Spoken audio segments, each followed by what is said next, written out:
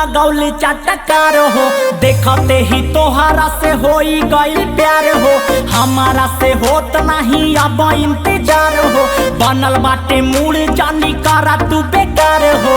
अब जनी पास हो कर बरदास हो। लगता जमानी हमर करबा तू नाश हो। बारू ओठा लाली तू लगौले चटकार हो। देखते ही तोहरा से होई गई प्यार हो।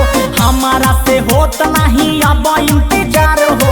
बनल बाटे मूड जानी करा तू बेकार हो। अब जनी पास हो कर बरदास हो।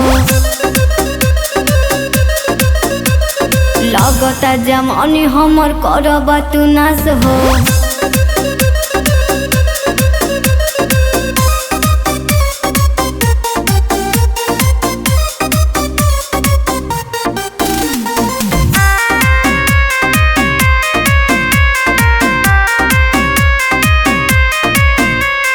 पिछला दर्द अभी गइल नइखे हो।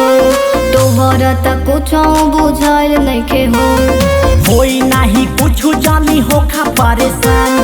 धीरे धीरे हमारा के करे दाए जान। अब जौनी पास हो कर बरदास हो। लगता जवानी हमर करबा तू नाश हो।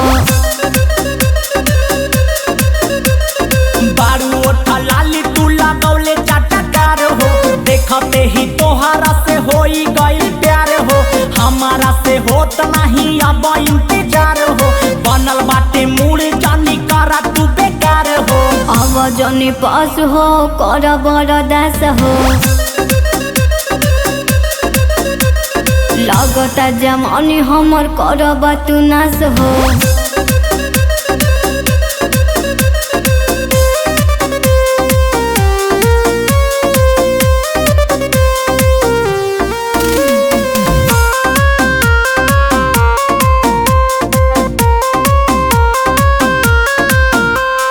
रवि रफ्तार तोहर भरत नइखे मान हो।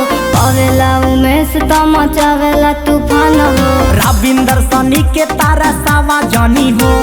मानी जाए गोरी हम कहतानी हो। अब जौनी पास हो कर बरदास हो।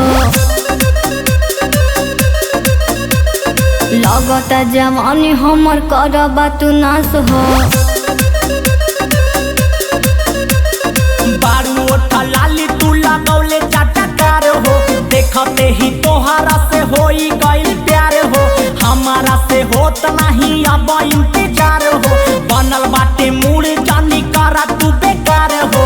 अब जौनी पास हो कर बरदास हो। लगता जवानी हमर करबा तू नाश हो।